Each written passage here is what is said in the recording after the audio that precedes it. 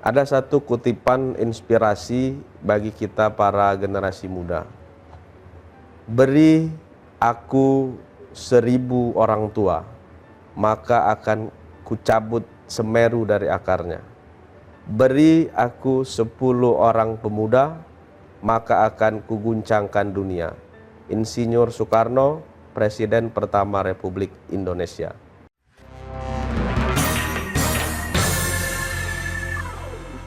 Baik, Assalamualaikum warahmatullahi wabarakatuh. Selamat pagi pemirsa, jumpa lagi kita di program Obrolan Kita.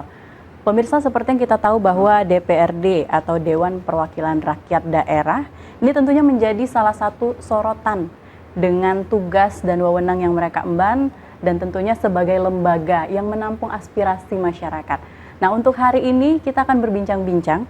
Sudah hadir bersama kita Bapak Adzanu Getar Nusantara SH.MH, Wakil Ketua 1 DPRD Kota Palembang. Selamat pagi Bapak. Selamat pagi Mbak Ivana. Terima kasih untuk waktunya, karena nanti siang akan ada sidang Pak ya? Ya, ada rapat paripurna penyampaian Raperda APBD tahun 2025. Oke, baik. Nanti mungkin bisa kita bicara juga lebih jauh tentang itu. Tapi Baik. Sebelumnya kita bicara tentang seperti apa peran ya pemuda. Karena Bapak ini mungkin salah satu yang mewakili pemuda untuk terjun ke dunia politik. Apa sebetulnya yang membuat Bapak tertarik terjun ke politik ini, Pak? Ya, baik, terima kasih. Assalamualaikum warahmatullahi wabarakatuh. Selamat pagi, salam sejahtera untuk kita semua. Terima kasih Mbak Ivana atas kunjungannya ke kantor DPRD, ke rumah rakyat ini. Tentu ini suatu kebahagiaan bagi kami dikunjungi oleh para awak media. Tentu kita sebagai lembaga perwakilan rakyat ini harus bersinergi dengan para awak media ini. Jadi tadi sudah ditanyakan bagaimana awal ya saya bisa terjun ke dunia politik dalam rentang usia yang masuk dalam kategori pemuda. Jadi saya sedikit bercerita. Saya pertama kali terpilih untuk periode pertama itu di tahun 2014, periode 2014-2019, pemilu legislatif DPRD Kota Palembang. Jadi secara tidak langsung sebenarnya ketertarikan ataupun awal mula saya bisa berkiprah di politik ini karena background dan riwayat dalam berorganisasi. Jadi mulai dari sekolah menengah pertama, kemudian sekolah menengah atas, SMP, SMA, saya sudah akrab dengan dunia organisasi, di mana saya terlibat dalam kepengurusan OSIS, kemudian dalam kepengurusan organisasi ekstrakurikuler seperti pencaksilat, kemudian pecinta alam dan lain sebagainya. Jadi ihwal itulah yang membuat secara tidak langsung saya mempunyai basic untuk mengenal dunia politik yang mungkin lebih praktis, yaitu berkecimpung dalam kepengurusan partai politik.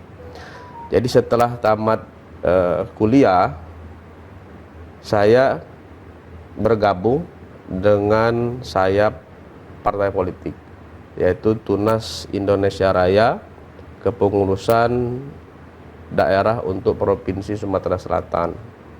Nah, jadi melalui organisasi partai inilah saya diberikan kesempatan untuk mengembangkan basic dalam berpolitik.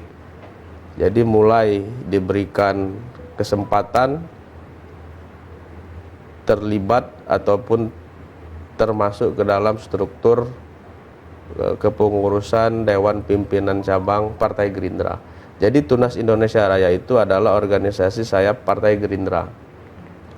Sehingga setelah saya bergabung di sayap partai, kemudian kita ikut berkontribusi bagaimana kita membesarkan partai, kita membangun mesin partai, kita ikut juga membentuk struktur-struktur partai mulai dari ranting, cabang, dan tingkat kota.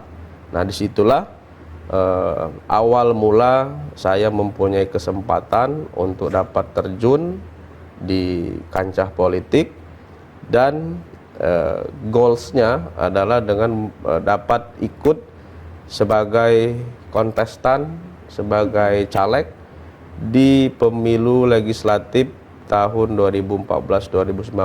Oke. Puji syukur alhamdulillah saya terpilih sebagai anggota DPRD termuda untuk di DPRD Kota Palembang pada saat itu. Oke. Di usia ya kategori pemuda tentunya tadi kan. Ya. Di usia 23 tahun alhamdulillah saya terpilih untuk periode yang pertama di tahun 2014-2019. Oke.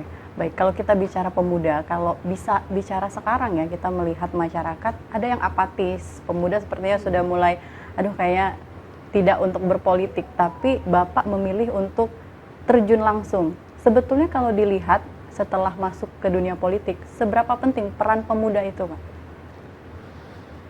Jadi kalau berbicara masalah pemuda yang berprinsip apatis ataupun antipati, itu saya rasa karena personal yang memang tidak mau mengetahui ataupun tidak mau mempelajari, memahami apa itu politik. Ya mungkin itu tadi, karena personal kita yang dari awal sudah ditempa dengan berorganisasi, kita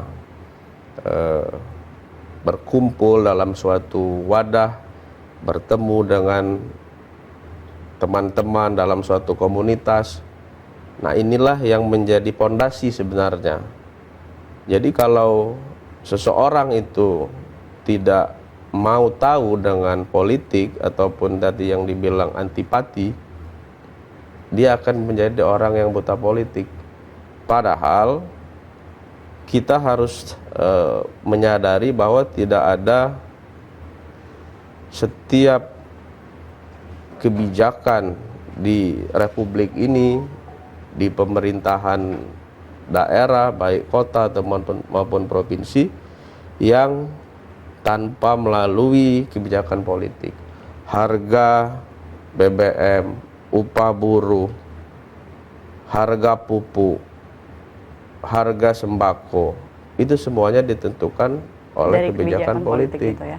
Nah, jadi terpanggil dengan itulah, kalau kita sebagai pemuda tidak ikut dalam sistem, ya kita hanya jadi penonton. Baik. Jadi saya mempunyai motivasi sebagai pemuda, sudah saatnya suara kita ini tidak hanya didengar, tetapi saya harus masuk dalam sistem sehingga mempunyai kebijakan. Baik. Begitu. Nanti kita akan sambung kembali, menarik obrolan kita terutama untuk pemuda ya. Baik, Anda akan tetap bersama kami di program Obrolan Kita.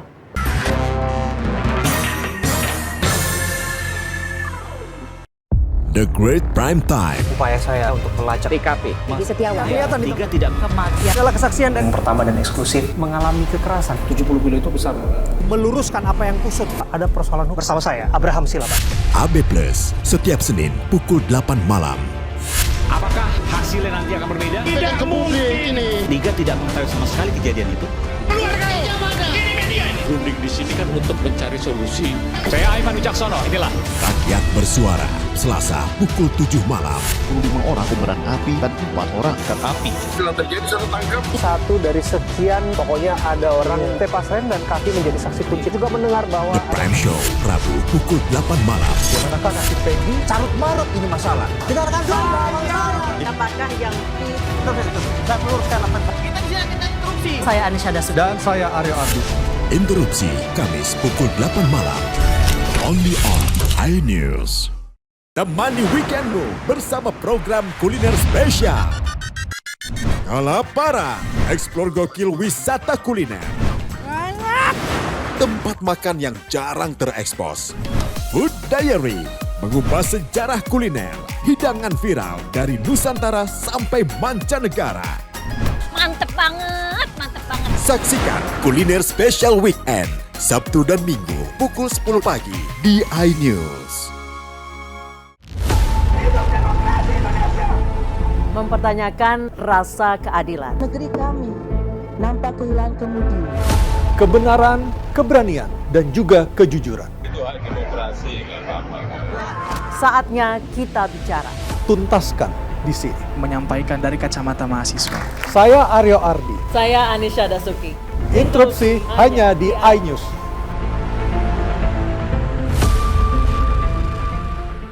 Mengupas makna dan tafsir Al-Quran bersama ulama terkemuka tanah air. Kaumum min kaum khairun minal yadis sufla. Nggak bakal bisa dibayar oleh dunia dan seisinya. Jelas, lugas untuk kehidupan sehari-hari. Di antara yang merusak hati adalah buruk sangka. Wa aqimus shalah wa atuz zakah. Itu pun sejajar dengan jihad fisabilillah. Cahaya Hati Indonesia, Sabtu dan Minggu pukul 12 siang di iNews.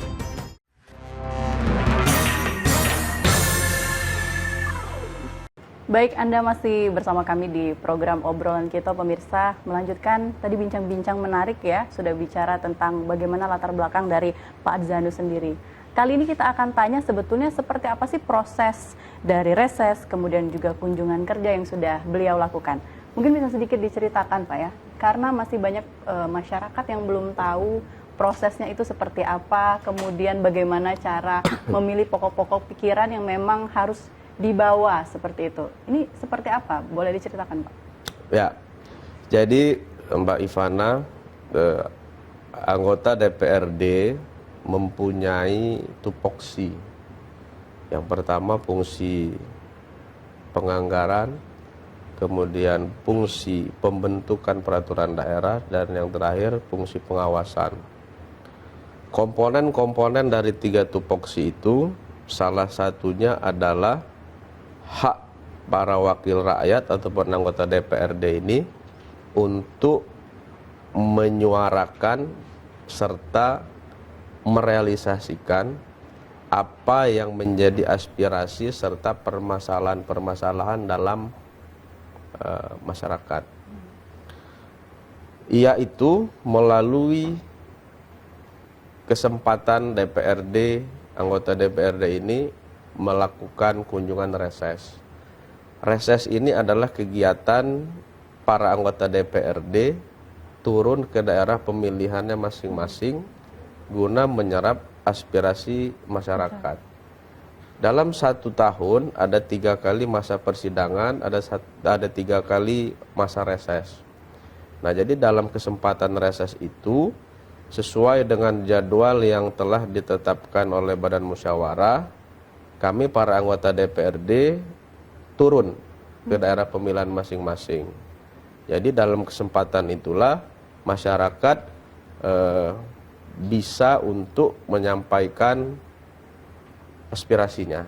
Masyarakat bisa menyampaikan apa kebutuhan-kebutuhan guna menunjang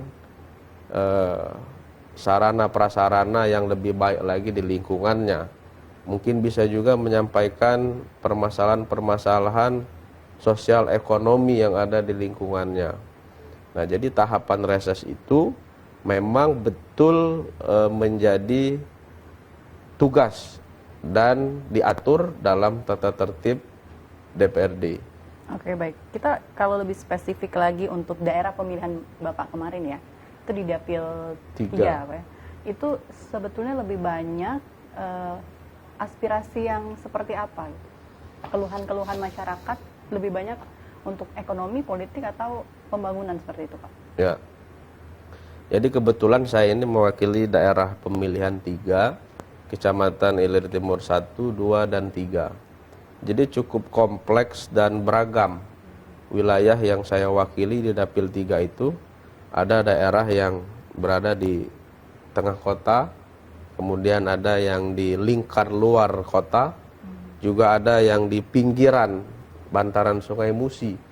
Jadi setiap wilayah tentu beragam kebutuhan dan permasalahannya.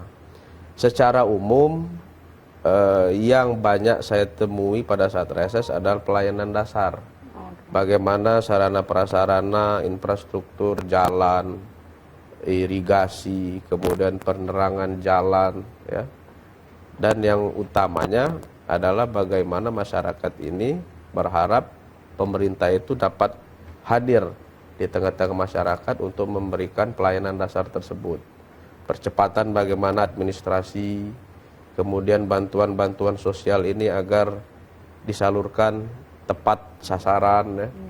Saya rasa secara umum garis besarnya adalah permasalahan pelayanan dasar dalam lingkungan masyarakat. Oke, itu lebih spesifiknya ke sana Pak ya. Tapi kan kalau kita bicara dari masyarakat, kadang-kadang mereka juga belum paham, semuanya ingin kalau bisa dipenuhi. Nah, ini seperti apa sebetulnya prosedur akhirnya bisa diangkat dan dibawa untuk di persidangan itu, boleh diberitahu nggak kira-kira apa yang menjadi indikator Pak? Kebutuhan-kebutuhan yang seperti apa yang harus lebih diutamakan, diakomodasikan? Oke. Tadi menarik seperti yang disampaikan Mbak Fana tadi. Masyarakat ini kadang-kadang berharap dengan ekspektasinya kepada kami wakil rakyat ini seperti kami ini superpower, superhero yang bisa merealisasikan semua yang menjadi permasalahan. Tentu sebagai wakil rakyat, kami berusaha seoptimal mungkin, sebisa mungkin untuk merealisasikan ataupun menuntaskan permasalahan-permasalahan ataupun usulan-usulan dari masyarakat. Tetapi yang perlu kita ketahui, hal tersebut bergantung juga dengan kemampuan keuangan daerah. Jadi kami sebagai anggota DPRD ini punya target supaya semakin besar cakupan kami untuk menuntaskan yang beragam dan banyaknya permasalahan itu. Kalau kita tidak punya pendapatan asli daerah, maka APBD kita untuk belanja pembangunan, belanja modal itu juga sedikit. Kalau PAD kita besar, anggaran belanja kita besar, tentu permasalahan-permasalahan yang banyak dan sudah menumpuk ini bisa kita selesaikan semua. Cuman kalau keuangan kita kecil, pendapatan kita kecil, otomatis penuntasan permasalahan itu butuh waktu secara bertahap. Jadi mungkin tahun ini kita bisa menuntaskan kurang lebih, misalnya di Kecamatan Ilir Timur 1, 200 titik lampu jalan. Sedangkan kebutuhan 1000 titik lampu misalnya di satu kecamatan. Nah, jadi ini harus secara kontinu kita merealisasikannya. Oke, baik. Itu menarik ya Pak. Karena rasanya semua orang ingin, kalau bisa keinginan saya juga yang terkabulkan. Iya, seperti kalau itu ya. bisa semuanya selesai besok. Besok semuanya selesai. Kita akan ngobrol-ngobrol lagi, masih bersama Pak Zanu ya. Pastikan Anda tetap bersama kami.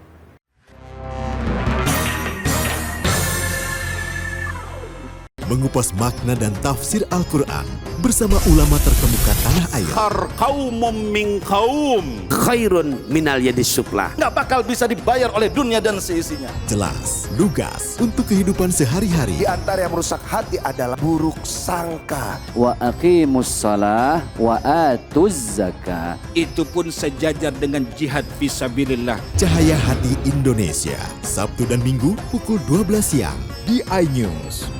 Selamat pagi Morning People. Hadir menemani pagi Anda dengan sajian informasi unik dan menarik. Jus bisa mengobati migrain. Sesuatu yang sangat enak di pagi hari. Oke, langsung kita bikin. Sangat membagongkan. Menghadirkan bintang tamu yang menginspirasi. Ada lebih dari 40 warna. Wow. Morning Update ada di hari ini. Morning Update, Senin sampai Jumat pukul 7 pagi di iNews. The Great Prime Time. Upaya saya untuk melacak TKP. Jadi Setiawan. kelihatan di Tiga tidak Kematian. adalah kesaksian yang pertama dan eksklusif mengalami kekerasan. 70 kilo itu besar. Meluruskan apa yang kusut. Ada persoalan hukum bersama saya, Abraham Silabak. AB Plus, setiap Senin pukul 8 malam. Apakah hasilnya nanti akan berbeda? Tidak mungkin. Liga tidak mengetahui sama sekali kejadian itu. Runding di sini kan untuk mencari solusi. Saya Aiman Wicaksono, inilah. Rakyat bersuara, Selasa pukul 7 malam. 5 orang kobaran api dan 4 orang api. Satu dari sekian, pokoknya ada orang tepas rem dan kaki menjadi saksi kunci. Juga mendengar bahwa The Prime Show, Rabu pukul 8 malam. manakah nasib Peggy? Carut marut ini masalah. Kita akan Apakah yang saya meluruskan apa kita bisa interupsi? Saya Anisha Dasuki. dan saya Aryo Ardi. Interupsi Kamis pukul 8 malam. Only on iNews. Temani weekendmu bersama program kuliner spesial. Kalaparan, eksplor gokil wisata kuliner. Tempat makan yang jarang terekspos. Food Diary, mengupas sejarah kuliner, hidangan viral dari Nusantara sampai mancanegara. Mantep banget, mantep banget. Saksikan Kuliner Special Weekend, Sabtu dan Minggu pukul 10 pagi di iNews.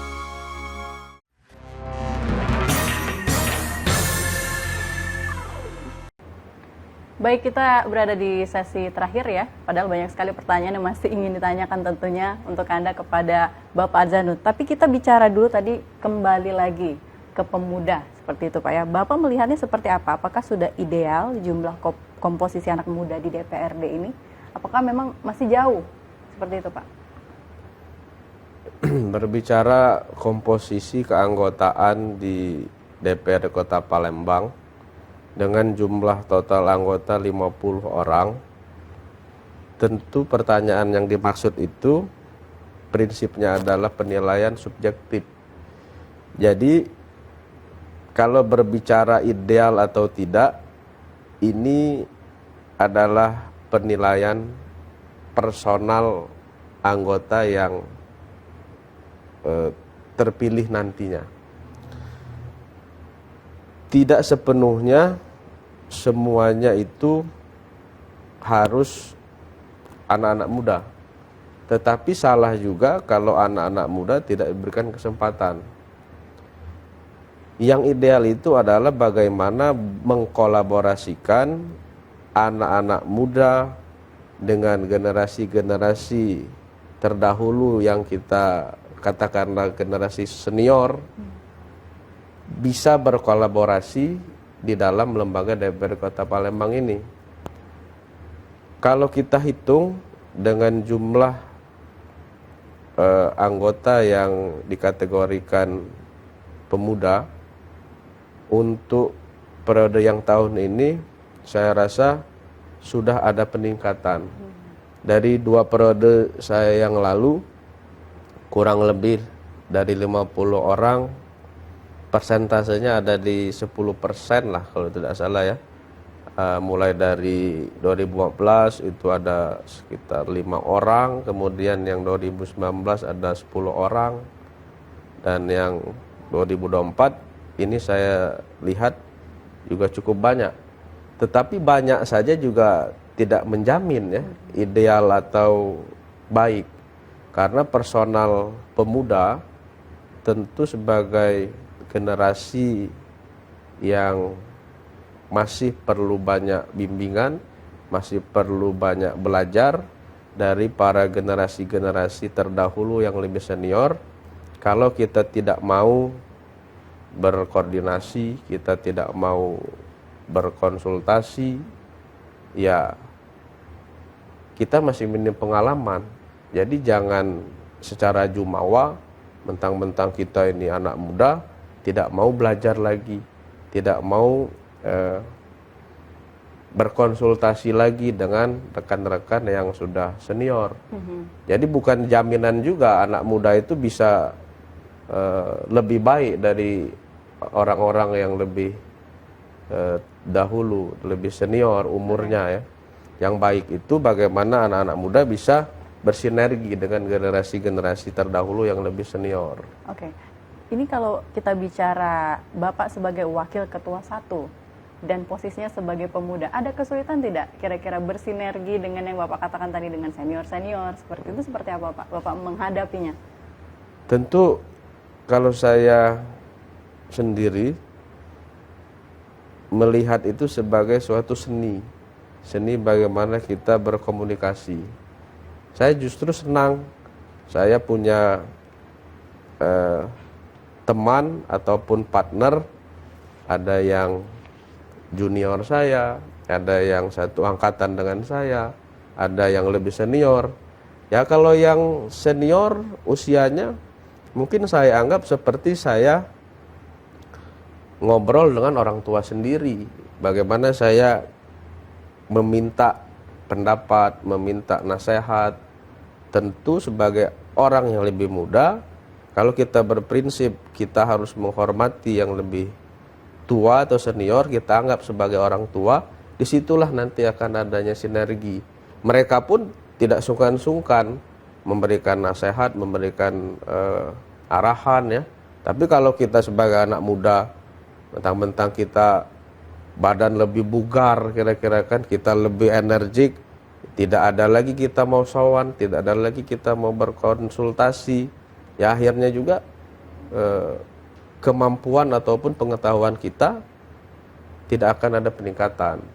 Nah, begitu sebaliknya dengan anak-anak ataupun teman-teman yang lebih junior dari kita.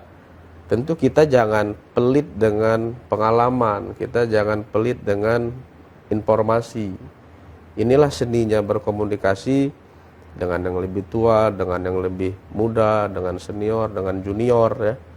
Jadi kalau saya melihatnya ini sebagai suatu seni, sehingga saya menikmati itu. Ada yang tua, ada yang muda, ada yang seangkatan. Jadi enjoy sajalah kalau enjoy saja Pak ya sejauh ini. Baik, seperti apa harapan dan target untuk DPRD Kota Palembang khususnya untuk pemuda? Boleh Pak, silakan.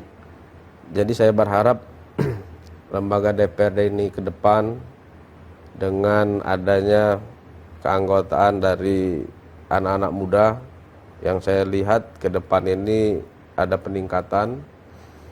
Bagaimana peran anak-anak muda ini dalam mewakili ataupun merepresentasikan para generasi milenial, generasi Z ini mampu untuk mereka wakili aspirasinya. Karena dengan peran-peran ataupun kehadiran anak-anak muda ini, tentu generasi-generasi muda nantinya akan lebih fleksibel lah kira-kira untuk berkomunikasi, akan lebih mudah ataupun lebih dapat diterima untuk mereka ini kita arahkan. Jadi harapannya nanti dengan adanya anak-anak muda yang menjadi anggota DPRD Kota Palembang, ini akan menjadi corong bagi generasi-generasi muda ini untuk ikut dalam pembangunan di Kota Palembang ini. Saya rasa intinya para anak-anak muda, ayo sudah saatnya kita tidak hanya suara saja yang terdengar, tapi kita harus masuk dalam sistem, ikut dalam pembangunan bangsa dan negara ini. Baik, terima kasih Pak Azanu Getar Nusantara SHMH, Wakil Ketua 1 DPRD Kota Palembang. Mudah-mudahan semua programnya bisa terwujud, amin, ya, amin. khususnya untuk yang mengarah ke kebutuhan masyarakat tentunya Pak ya. Baik, saya Ivana Indri, pamit undur diri. Terima kasih untuk Anda yang sudah setia bersama kami kurang lebih 30 menit. Wassalamualaikum warahmatullahi wabarakatuh.